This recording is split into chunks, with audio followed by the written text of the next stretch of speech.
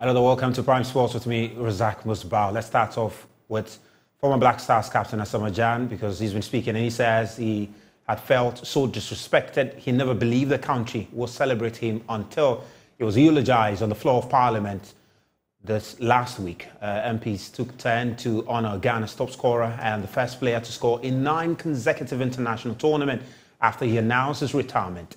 Speaking during the courtesy call on Majority Chief Whip Frank Anodompreh, the former Sunderland marksman said his heart is finally at peace.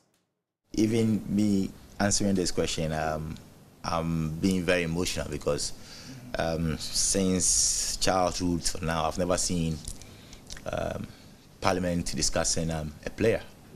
So I feel very, very honored and appreciative because what they did, honestly, I didn't see till my friends sent me the video.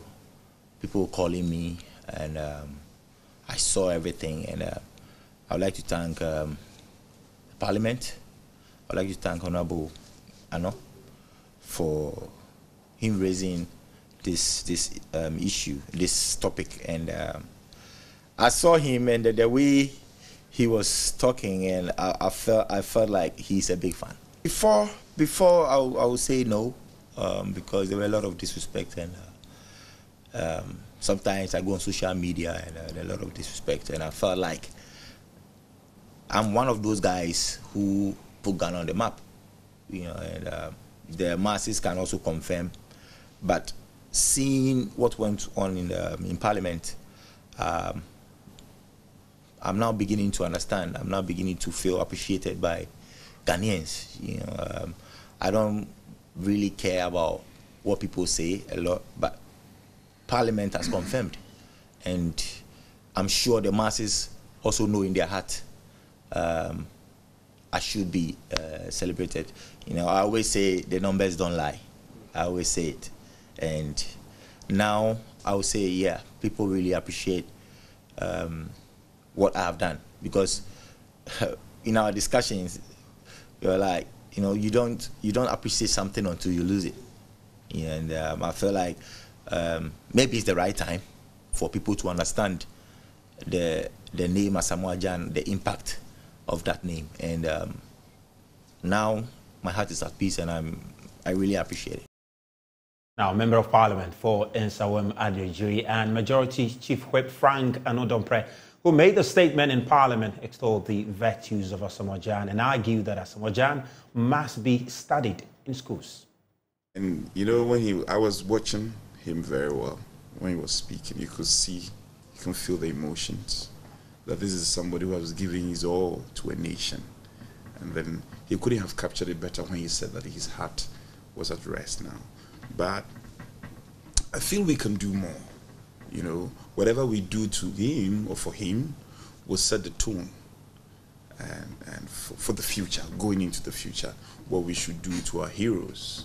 And as a nation, as the saying goes, a nation that doesn't celebrate its heroes is not worth dying for. I am particularly elated and happy that we set the tone, and we got almost the entire House agreeing to what I suggested.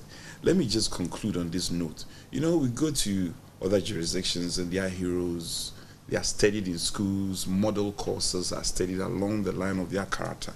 And that was one of the things I was advocating strongly, that if it had been a different regime, if you go to England, the way they celebrate David Beckham, I worked in England for a while, and the way they celebrate David Beckham, you'll be amazed. Now, head coach of the under-23 side, Ibrahim Tanko, did not hide his disappointment after the Black Meteors conceded 2 late goals in the 3-2 win against Congo in a group opener at the African Under-23 Cup of Nations, leading the game 3-0 till the 90th minute. The Black Meteors were stunned as the Congolese scored twice in a minute to provide a nervy finish to the match. Despite picking all 3 points, Tanko was unhappy with the attitude of his players at the Prince Mole Abdallah Stadium on Sunday. I think I'm happy we have 3 points, but at the same time, I'm very angry about my players. And to receive 2 goals after 90 minutes is unacceptable. But I mean, we have to do the changes. Our centre back is feeling tired, and Asamoah is also feeling tired. We have only two days to play the next game, so I think the 3 points is important, but the 2 goals we receive is unacceptable. We are happy to have him here. He's with us in the hotel. Definitely, we are speaking each day. So yes, I mean, he's the head coach of the senior national team. These boys are playing to get there, so I'm happy that he's here. Yeah, as I said earlier, some of the players are tired, and we have 2 days to play the next game. Yeah, it's unacceptable because the body language of some of the players that they came in, I'm not happy, and I'll have to address that. Yeah, we hope that the next game will be better. So, I mean, we are going to watch the game, and we are going to have a meeting. We will watch what we did well and what we didn't well, and then we prepare for the next game. I mean, we hope that the stadium will be full and both teams won. Yeah, we are going to prepare. As I said earlier, both of us want to win, so we are going to prepare well. At the end of the match, we will have a very good result. Honestly, I mean, they did very well. We started very good in the first 15 minutes, and then we gave the game to them till the halftime. Fortunately enough, we made a very good change to get the goals, but as I said at the end, we are not happy for the 2 goals we received. So, yeah, Congolese did very well, and I wish them well, and I hope that we also will get our next games very well. Meanwhile, Black Meteors goalkeeper Danlad Ibrahim says the team is well ready for the game against Morocco as they know the importance of securing a win. Ghana will face the host nation in their second group game on Tuesday, June 27, following victory in their first game at the ongoing Under-23 African Cup of Nations.